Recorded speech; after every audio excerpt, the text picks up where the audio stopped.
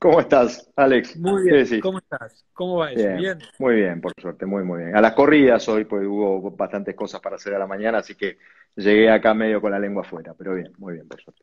Bueno, mucho mejor que en abril entonces, porque tengo entendido que en abril se firmaron 7 escrituras en toda la ciudad. Esa es la nota de color del colegio hoy en día, sí, sí. Se firmaron 7 escrituras, en realidad, 7 escrituras de contenido patrimonial, que nosotros llamamos lo que son las transferencias de inmueble a título oneroso, pero a la vez se firmaron 220 escrituras de los barrios sociales, o sea, nosotros el convenio que tenemos con CESISO y con IBC, que en realidad nosotros no las contamos como el contenido económico porque son todas digamos, son de muy bajos montos todas esas. Pero escrituras reales, 7. 7 en todo el mes. ¿Cuántas para compartir un poco con las personas que nos están viendo ahora y con las que se van a sumar después a lo largo del día y luego en la página web durante todo el mes? ¿Cuántas escrituras se hacen normalmente en un mes en Buenos Aires? En un mes normal, digamos. A ver, hay una medición que hace el colegio desde el año 98, en donde que venimos midiendo la cantidad de operaciones de compraventa. En realidad, no, como te digo, no son solo compraventas, sino escrituras con contenido patrimonial a título oneroso que tienen un precio, ¿no? Bueno, un mes normal, 6.000 escrituras. Un muy buen mes. En los últimos 23 meses, que vienen de caída consecutiva, se hicieron. Empezamos con 3.500, con 1.300, con 1.400 y el último mes de marzo, antes de declarado el aislamiento, 1.390, 1.400 escrituras. ¿Y cómo, Este, ¿Cómo fue ya el mes de mayo? ¿Cómo se avecina mayo que todavía está por terminar? Porque es un buen termómetro para ir viendo. Ya vamos a hablar un poco del tema de real estate, que sin duda venía golpeado previo al coronavirus. Pero en mayo específicamente pasamos de esas 7 más las otras 200 ¿a cuántas? Mira, te puedo decir que no, a ver, no muchas más. Nosotros la medición la hacemos mes a mes de acuerdo a lo que los escribanos informan, todos los escribanos estamos obligados a informar por una cuestión de aporte, por una cuestión de retenciones fiscales al colegio y lo que hemos medido todavía no sabemos, pero yo te puedo asegurar que no va a superar mucho esa cifra, porque el mercado inmobiliario es muy lento de reaccionar. Entonces, hoy estamos en un parate importante que ya venimos de un parate importante y hasta que levante va a tardar bastante. ¿Cuál fue el No, récord? El mes récord que fue 2018 de los últimos años. no, a ver, quizás el 98 cuando empezamos a medir. En el Ah, 2010, a ver, te cuento un poco la historia de esto, ¿no? En el 98 se empezó a medir y había entre 6.000 y 7.000 escrituras por mes. Luego hubo con el 2001, la crisis del 2001-2002, estábamos mucho mejor que ahora, ojo, en materia inmobiliaria. Bajó a 2.000, 2.500. Luego, en el 2014, con el cepo, bueno, claro. retomó la curva, luego en el 2014 volvió a bajar y ahora en el 2018 subió con el tema de los créditos UBA, llegó a las 6.000 escrituras otra vez por mes y bueno, y Es a como el partir del número mágico. 2018, Las 6.000 escrituras es sí, como el número ideal. sí, exacto. Y acompaña un poco, a ver, todo esto del mercado inmobiliario es sensible a la economía en general del país. Mientras no haya crédito, mientras la gente tenga pocas posibilidades de adquirir dólares en el mercado, etcétera, etcétera, esto va a ser así. Además, vos pensás que las propiedades se venden en dólares. Entonces, ¿pero por qué? Porque es imposible pactar un precio en pesos o publicar, por ejemplo, hoy una propiedad en pesos, ¿qué haces? Que tardás 6 meses o un año en venderla y después ¿qué pasa? Tenés que ir actualizando el precio todo el tiempo. Por eso no es un commodity el metro cuadrado, pero es más o menos parecido, ¿no? Es como que el dólar es la moneda en donde... ¿Y hoy quién compra? Hoy compra el que tiene atesorados dólares, que lo obtuvo en su momento, o quien vende y tiene para comprar otra cosa. Claro. Esa es la realidad, pero el inversor, digamos, que es el que ha visto una herramienta atractiva para invertir y luego obtener una renta o del alquiler o de la reventa, etcétera, ese desapareció completamente, que era el Claro. que más movía el mercado, ¿no? Ricardo, ¿sabés que en la tapa de Forbes, de este número que contaba antes, que la pueden ver en forma gratuita este mes, entrando a la página web, que es forzaargentina.com, ahí está todo el contenido que lo liberamos por la Ujú. cuarentena. Sabés que ahí la nota de tapa es sobre, bueno, es el caso puntual de Despegar, que llegó a valer 2.000 millones y hoy vale 300, y habla no solamente de la crisis del coronavirus, sino de la transformación de un sector. O sea, el turismo es un sector que está en plena transformación por los nuevos jugadores, por el avance de la tecnología. Y si hay una profesión que sin duda está en un momento crítico de su historia, me imagino que es la de los escribanos, que, digamos, desde la popularización efectiva de la firma electrónica hasta otros desafíos, digamos, pendientes, me imagino que hay un montón. ¿Cuáles son los tres puntos que vos considerás centrales en este momento histórico de la profesión? O cómo Mira, se van a adaptar para sobrevivir. a- Esa es como, ¿no? sí, a ver, yo te cuento lo que veo a través del colegio y de las instituciones que tienen que ver con lo notarial, ¿no? Eh, lo que nos pasó con esta crisis fue que estábamos mejor a nivel tecnológico de lo que pensábamos. Es decir, como institución, como colegio, respondimos mucho mejor a las demandas de la comunidad respecto a la tecnología que lo que pensábamos que íbamos a responder. Porque ya nos fuimos preparando, no este consejo, sino otros consejos anteriores sumados a la actividad del consejo. Vos sabés que los consejeros, los colegios, el colegio nuestro, como la mayoría de los colegios, hay un consejo directivo que es Sí, completamente ad honorem, o sea que sí, no sí. cobra absolutamente nada, y lo que hace es ejecutar las políticas, tanto presupuestarias como políticas institucionales. Con lo cual, esto ya lo veníamos dando, ya se viene dando hace tiempo, y lo bueno es que hay muchas políticas que se siguieron. Entonces, en materia de tecnología, por ejemplo, una de las cosas fundamentales que nos pasó fue las legalizaciones digitales. Vos viste que, no sé, si vos tenés que certificar una autorización de viaje para tu hijo o la autorización de manejo del auto y tenés que ir a legalizarlo al colegio, a lo mejor te perdés toda una mañana en el colegio porque hay como 2.000 personas por día legalizando esas cosas. Son trámites para que esa legalización tenga, ese certificado tenga validez en otra provincia o en otro país, tenés que legalizarlo. Bueno, ahora no necesitas ir al colegio, vas directamente a un escribano de tu confianza que se comunica con el centro de cómputos del colegio y te lo legaliza en forma remota. Se llama legalización digital. Eso fue un gran avance, aunque parezca mentira. Otro gran avance de hace más de 2 años, ya te diría en 2017 y se profundizó en el 2018, 2019, fueron la generación de documentos notariales digitales, lo que se llama GDONO y BADONO, en donde todos los escribanos podemos hacer documentos digitales extra protocolares, lo que sean, no las escrituras que vos conocés de compraventa de una casa, pero sí Sí. certificaciones de firma, certificaciones de fotocopia, todo eso en forma digital nativa. Es decir, vos te metes en la plataforma del colegio y podés generar ese documento y mandárselo por mail al requirente. Y tenemos un Badono, que es el sistema de validación de esos documentos, que lo que hace es valida frente a cualquier persona que ese documento fue expedido por ese escribano que está en ejercicio, etcétera, etcétera. Eso fue también muy bueno. Y bueno, y hay muchísimos otros proyectos. Tenemos ahí, en este momento, en la coyuntura, en la crisis, viste que han salido tantas cosas. Nosotros tuvimos la idea de tener una herramienta que se llama certificado de actuación remota, mal llamado quizás de esta manera, pero que es una herramienta de coyuntura para que la persona que no podía violentar el aislamiento y tenía que quedarse en su casa, de alguna manera pudiera firmar algún instrumento privado.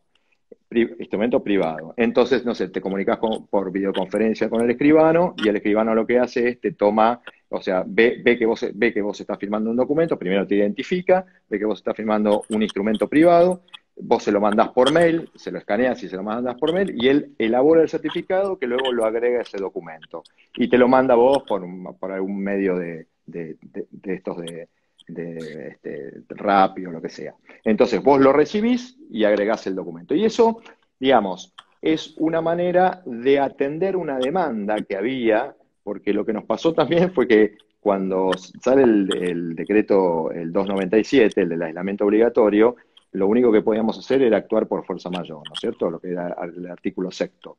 Fuerza mayor como cualquier ciudadano, que yo te quedabas en un ascensor y podías actuar por fuerza mayor llamando al ascensorista, al técnico del ascensor Claro. para que te ayude, ¿no? Para Eso, urgencias, solo para para urgencias. urgencias, exacto, fuerza mayor como urgencia. Pero después, lo que sí pasó fue que, y esto nos sorprendió también, porque vimos que la comunidad y también la administración pública, el Estado, empezó a requerir la presencia del escribano para destrabar ciertos procesos documentales o ciertos procesos comerciales, como por ejemplo, no sé, un container en el puerto que tenía que despachar material de tipo médico, por ejemplo, Claro. pedían que el documento para poder sacarlo fuera certificado por escribano. Y esto nos dio la pauta de que de alguna manera podíamos ser considerados actividad esencial y bueno, y en el decreto 467, la decisión administrativa 467 del Gabinete de Ministros nos declara como actividad esencial. Pero más allá de esto, Hoy te hago una pregunta. ¿Hoy se hace sí, más rápido o más lento un trámite habitual en este contexto? Cualquier persona que hoy necesite un escribano para trámites normales, ¿hoy tarda menos o tarda más? no, yo creo, mira, en cuanto al Hoy por la proceso, pandemia, digo, ¿eh? sí, en cuanto al proceso, quizás es un poco más lento. A ver, las legalizaciones digitales son mucho más rápidas. Las Claro. escribanías están abiertas, tenemos hoy no hay limitaciones de actuación, porque después de ese decreto salió otro que abrió el campo de actuación de los escribanos al máximo. Lo que pasa es que, por ejemplo, los registros están cerrados por ahora, con lo cual hay determinados trámites que tienen que hacer para las escrituras que no están.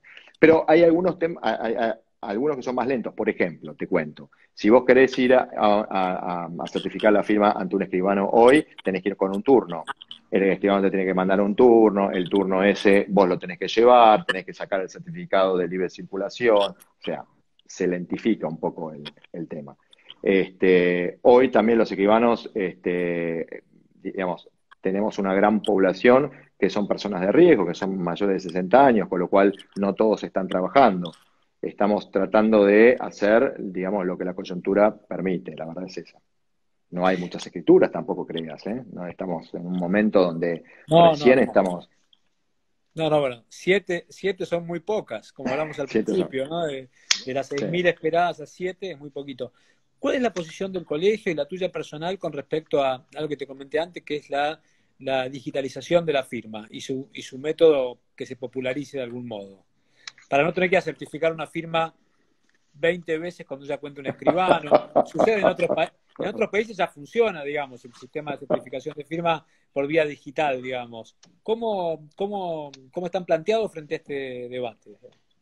Mira, en realidad responderte esto implica responderte por qué existen los escribanos en la Argentina y en la comunidad europea y en todos los que participan del derecho romano germánico y por qué no en el derecho anglosajón o por qué de forma distinta en el derecho anglosajón. Pero te respondo rápidamente el tema de la firma digital. Nosotros tenemos una Me ley. interesa la otra también, ¿eh? Ojo. Bueno, sí, sí, a ver, a mi juego me llamaron porque es un tema que me gusta mucho y me interesa contarlo. El tema de la firma digital, vos sabés que tenemos una ley de firma digital que tuvo aplicación en el Código Civil, el Código Civil y Comercial nuestro en el 2015, se modificó e incorporó la firma digital con el mismo valor, como para hacértelo un poco más, con el mismo valor jurídico, con el mismo valor que la firma hológrafa. O sea, vos firmás un documento, un instrumento privado, hológrafamente, y si lo firmás digitalmente, tiene el mismo valor. ¿Qué le agrega? En realidad, lo que le agrega es poder firmar un documento electrónico con firma digital, con una firma que la ley le da el mismo valor de firma hológrafa. ¿Hay certificación notarial en esa firma digital? No. ¿Hay certificación del Estado? No. ¿Cuál es el problema que trae aparejada la firma digital hoy? Primero, no está extendida, hay muy poca gente que la tiene. Doña Rosa, vamos a suponer, no tiene firma No, digital. claro. Es la Entonces, bancarización en general, digamos, ¿no? La exactamente, digitalización de la exactamente. ciudadanía en todos los rubros.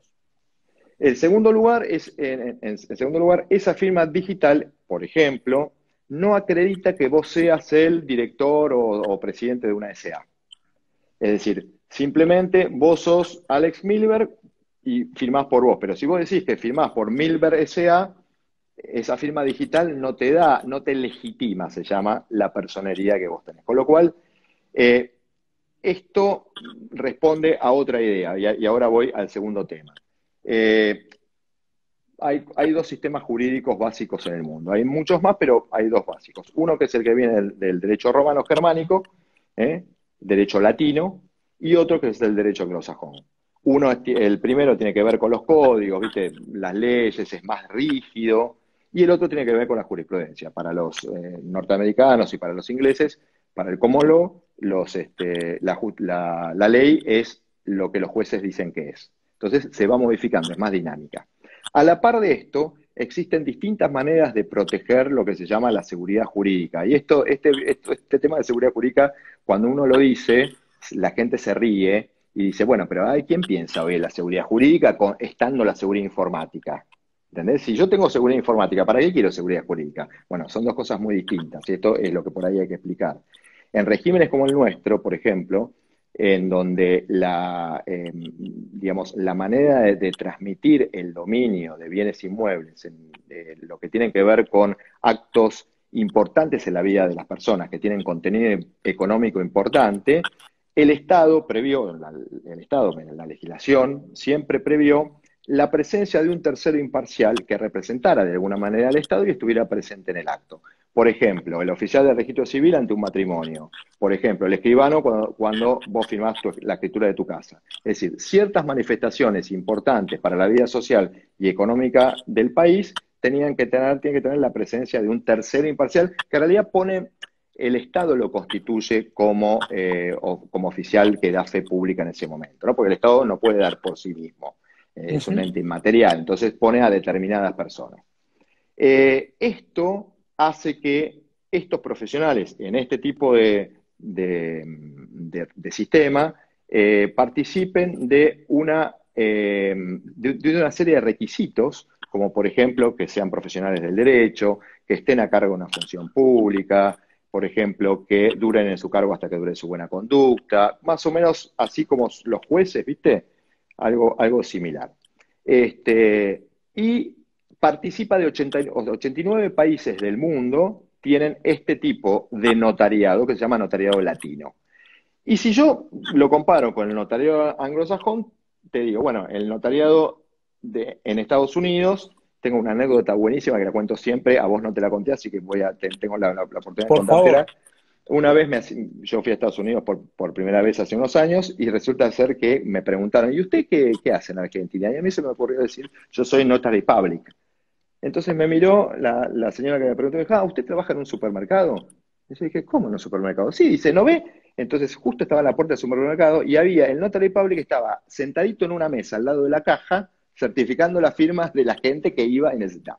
Entonces, claro, y ahí entendí, después de estudiar y después de ver el tema en la facultad más en profundidad, cuál era la diferencia notoria. O sea, el notary public en Estados Unidos no tiene nada que ver con el notariado latino, simplemente es una persona que es un oficio, que por 2 o 3 años le dan como una especie de patente, y lo único que dice es, esta firma que está acá en este documento es igual a la del documento que vos me presentás, simplemente el certificador.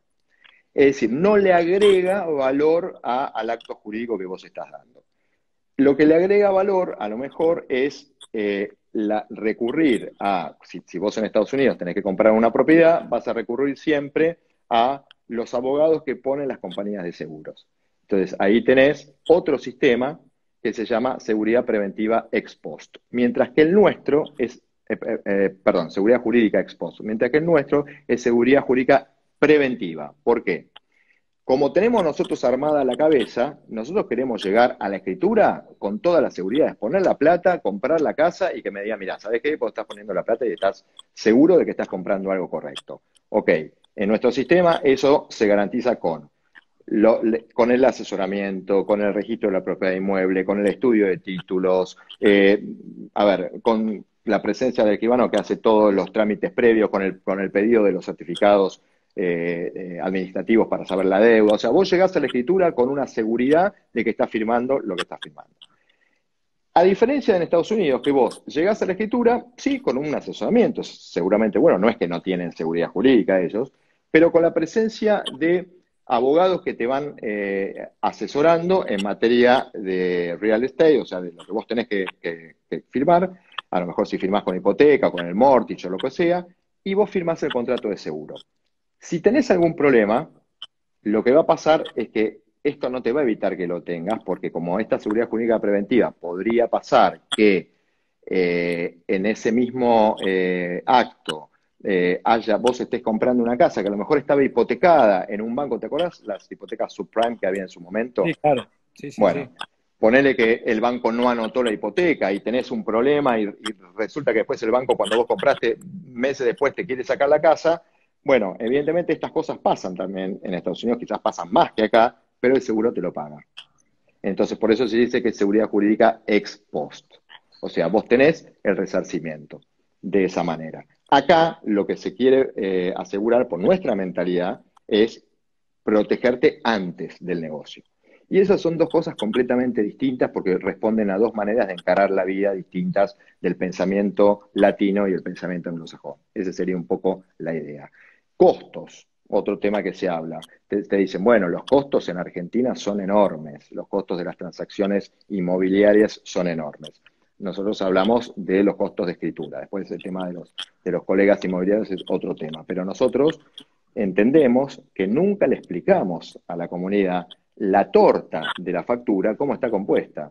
Entonces, si nosotros realmente le explicáramos como corresponde, mire, de esta torta el 80% son impuestos y el 20% son gastos y el 10% son honorarios, la gente por ahí lo entendería más.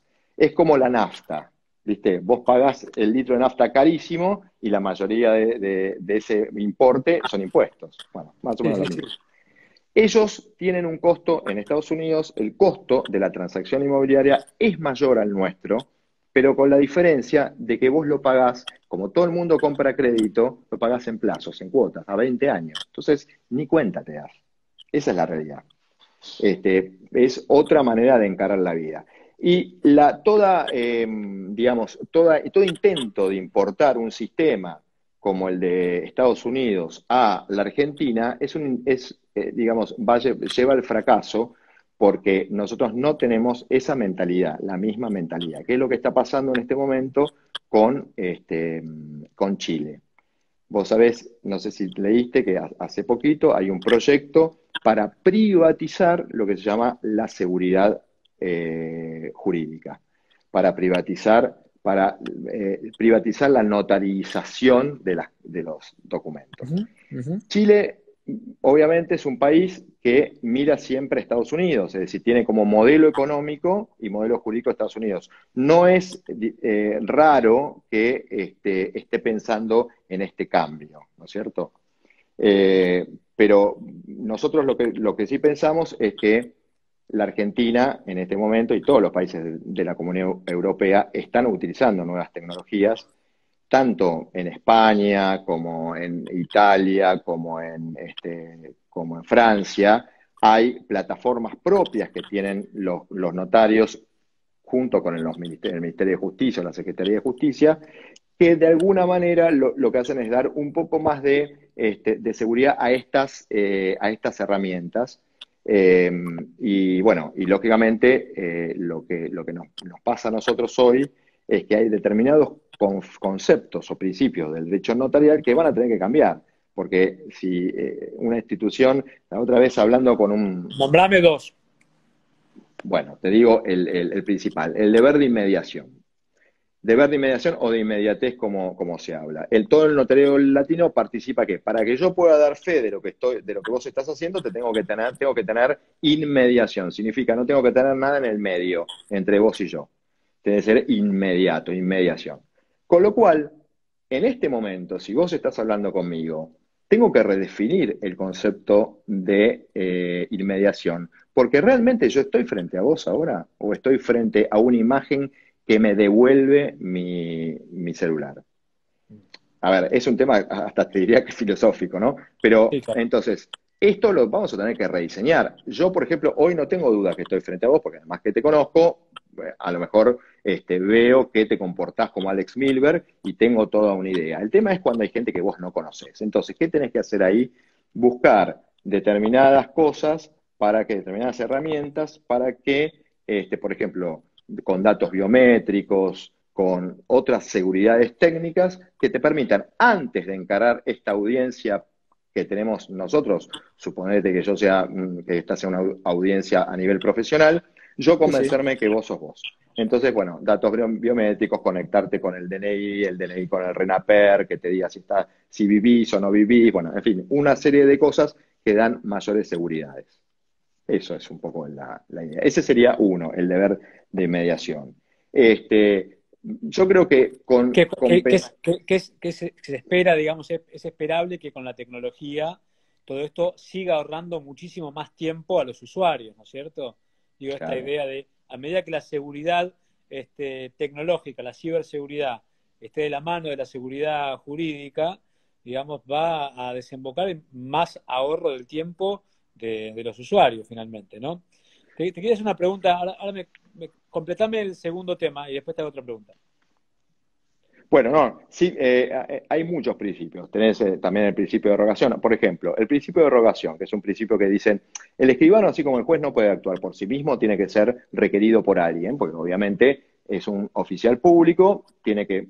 Bueno, entonces, ¿cómo haces que este principio de rogación pueda no ser, podría ser remoto? Por ejemplo, ¿podrías vos rogarme a mí remotamente que yo haga un acta y constate algo que, no sé, el departamento de tu mamá que se está inundando, vamos a suponer, perdón, un ejemplo feo, pero bueno, se me ocurrió ahora. Entonces, vos me decís, Ricardo, ¿podés constatar, este departamento lo estoy, no sé, lo estoy alquilando yo, ponele, y se está inundando, ¿podés ir a verlo? Entonces, este requerimiento remoto podría dar lugar a una actuación notarial sin que vos me lo firmes, porque hoy vos tenés que firmarme el requerimiento en escritura pública. Porque eso es, a ver, La son todas cosas que tecnología se está van. dada, ¿no? Parecería que es una cuestión más instrumental que tecnológica, ¿no? Parecería que es una cuestión instrumental y también es una cuestión de cambiar la cabeza. Mira, el notariado estuvo siempre, a ver, como, digamos, buscando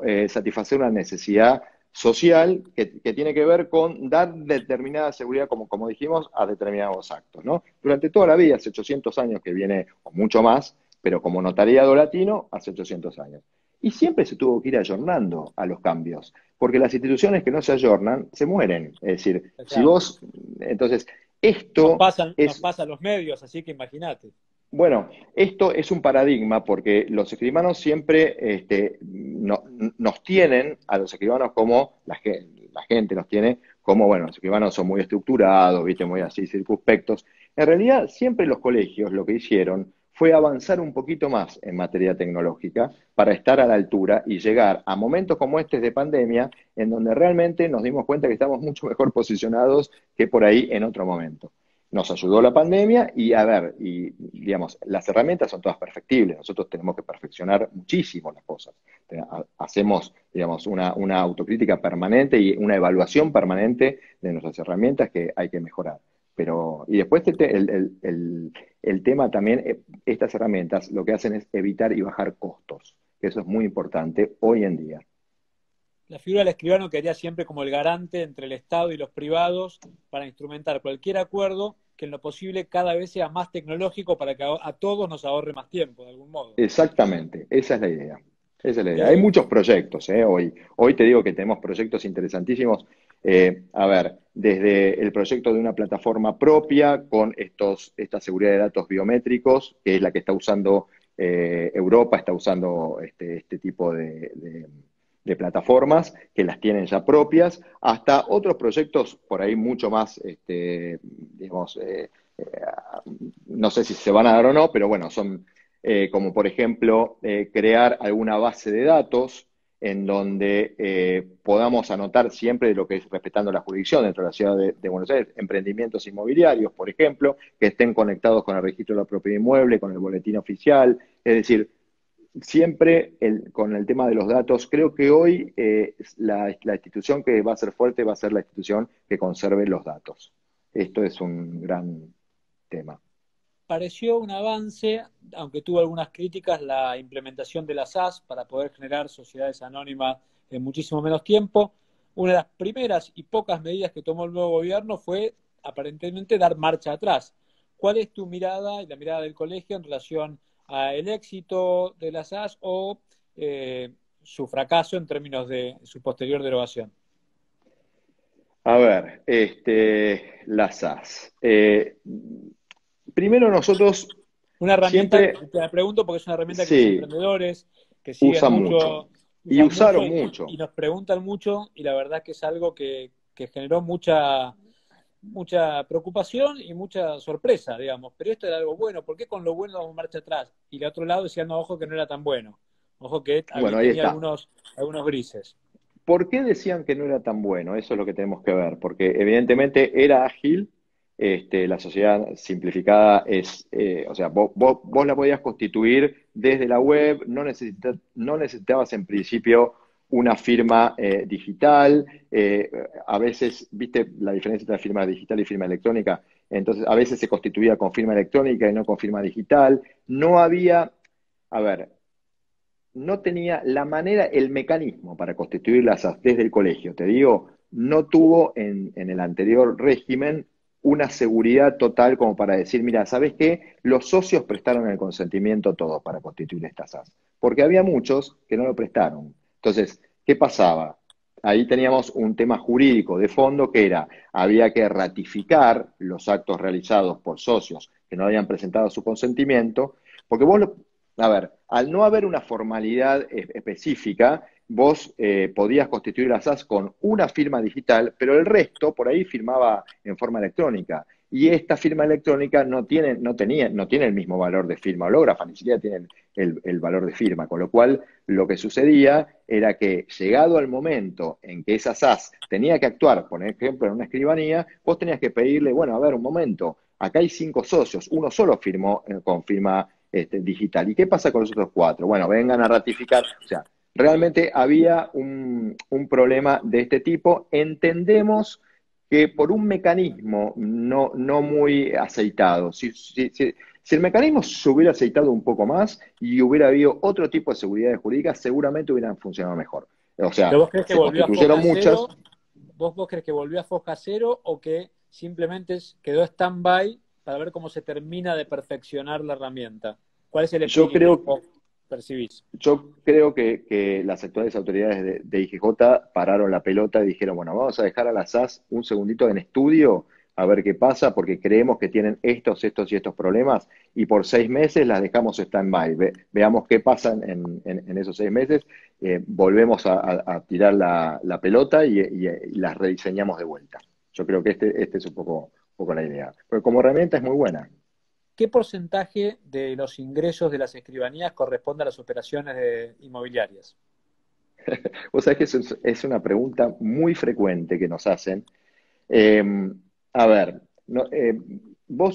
acordate que cuando vos haces actos jurídicos de todo tipo y lo haces frente a un escribano, no necesariamente tienen que tener un contenido patrimonial específico. Es decir, vos tenés escrituras de compraventa, vos podés hacer emprendimientos inmobiliarios en donde tus requirentes construyen un edificio y vos haces todas las ventas. Eso puede ser una parte del trabajo del escribano, pero también el escribano está muy asociado con lo que es la distribución del patrimonio familiar. Por ejemplo, las donaciones del papá que le hace a sus hijos para distribuir la herencia en vida, como dice la gente, en general que se llama donación con reserva de su fruto, o partición por donación. Y después hay muchísimos otros actos jurídicos que el escribano hace, como quien te dijera, hay actos de moda, vamos a suponer. ¿Te acordás de lo que eran los testamentos? Bueno, Claro. el testamento sería un acto jurídico, una disposición de última voluntad, donde alguien le deja sus bienes elige herederos o dispone de su parte disponible como quiere. Y tiene como principal objetivo causar efectos después de la muerte.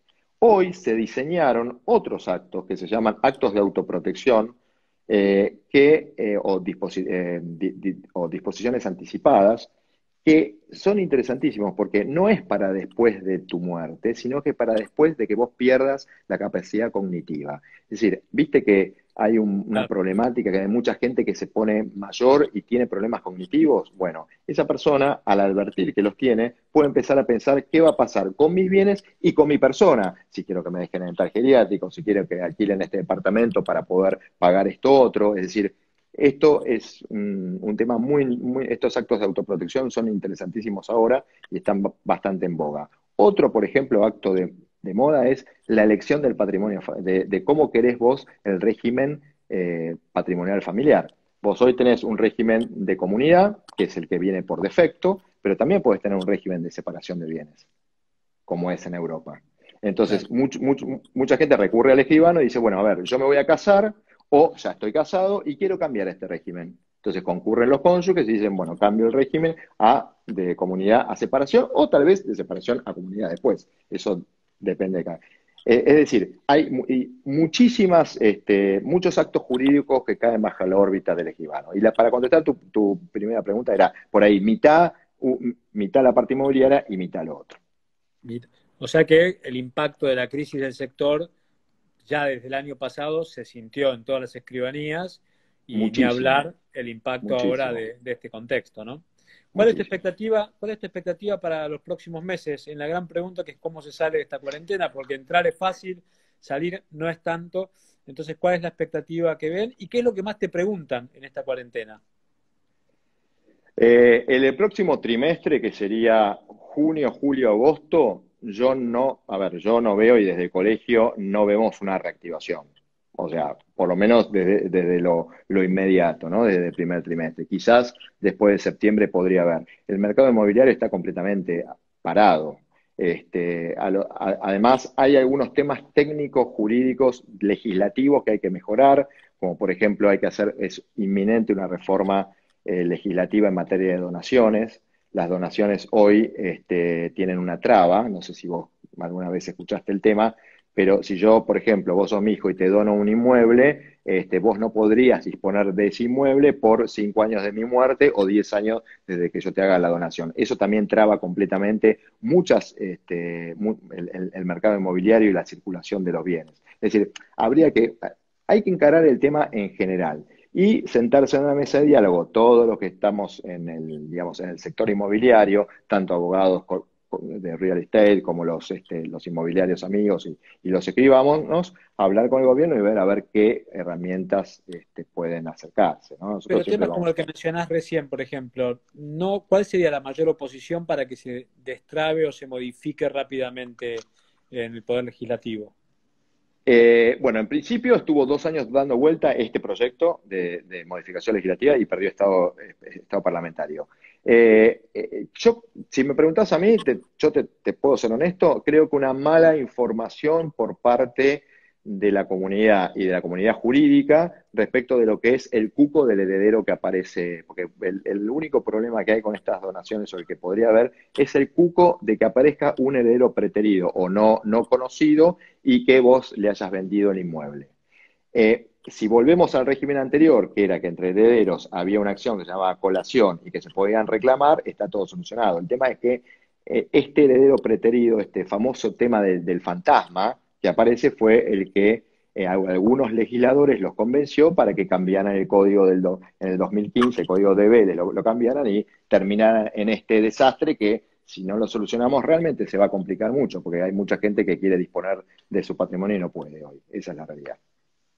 Ricardo, entre los comentarios que fueron corriendo, hay uno que leí hace poquito que decía si puede especificar cuál es la diferencia que hay entre las separaciones, los acuerdos prematrimoniales. Hubo alguien que cuando lo estabas contando estaba escribiéndolo. Bueno, Se ve que tenés nosotros, mucha demanda en ese rubro. sí, bueno, pero es cierto, porque cuando se reforma el Código Civil y Comercial, nosotros tenemos Código Civil por un lado, y Código de Comercio por el otro. Entonces lo que se hace acá es, en el 2015 se unifican los dos códigos y se sanciona el nuevo Código Civil y Comercial, que está bastante ayornado en materia, o sea, responde a una idea con un montón nada es perfecto, pero a una idea bastante moderna del derecho. El régimen anterior, que era el régimen de Vélez, solamente existía en nuestro derecho el régimen de comunidad de bienes, es decir, los bienes eran todos gananciales. Yo llegaba al matrimonio, me casaba y con mi pareja lo que hacía era adquirir bienes y esos bienes se incorporaban al patrimonio patrimonial ganancial y al momento del divorcio o de la extinción de la sociedad conyugal, por muerte, divorcio, ausencia, comprensión de fallecimiento, lo que sea, se dividían por la mitad. ¿Eh? O sea, uno iba para uno, otro iba para el otro, porque en definitiva se entendía que había un derecho de recompensa de cada uno en la sociedad, perdón, un derecho en expectativa de cada uno por la mitad de la sociedad conyugal. Hoy, mirando un poco lo que pasa en Europa, lo que pasaba en España y en otros países de Europa, la sanción del Código Nuevo lo que establece es que vos podés, por defecto, si te casás y no decís nada, caes en el régimen de gananciales. Pero podés modificarlo si querés. Lo podés modificar durante 2 años, o sea, tenés que pasar 2 años en un régimen para modificar el otro, o si querés, vas al registro civil con una declaración ante escribano, una escritura, en donde decís, yo quiero optar por el régimen de separación patrimonial, en donde lo tuyo es tuyo, lo mío es mío, y no hay confusión, y las deudas tuyas y las deudas son mías, etcétera, etcétera, y vas al registro civil y eso se anota como un régimen distinto al que queda, digamos, al de la ganancialidad. Ese sería un poco el... Bueno, ahí otro escribe, la comunidad en general no sale de los regímenes, otro comentaba si lo mismo cuenta el matrimonio igualitario, los registros civiles, cómo Lógicamente, lo informan. a ver, Estoy leyendo los comentarios que van comentando. el matrimonio igualitario, a ver, todo lo que tenga que ver con el respeto por la diversidad en nuestro país y en nuestra legislación, responde a que todos los ciudadanos son iguales ante la ley. Tanto si existe matrimonio igualitario, las reglas del matrimonio civil se le aplican al matrimonio igualitario. Eso lógicamente. Estuvimos conversando con Ricardo Blanco Lara, prosecretario del Colegio de Escribanos de la Ciudad de Buenos Aires.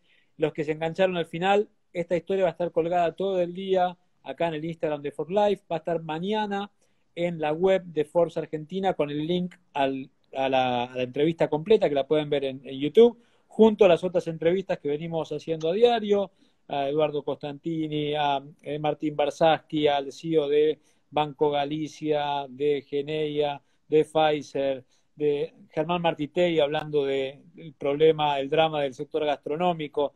Entonces, la verdad que la entrevista que tuvimos hace un ratito y que compartimos con Ricardo acompaña este reflejo de esta realidad tan particular que nunca pensamos que íbamos a vivir. Así que, Ricardo, muchísimas gracias por esta charla con Forza Argentina. Gracias a vos, Alex, y desde ya encantado de estar acá y de que el colegio pueda participar del programa este. Muchas gracias. Muchas gracias y gracias a todos por estar ahí. Síganos a diario acá en For Life y en la página forceargentina.com. Gracias a todos. Hasta pronto.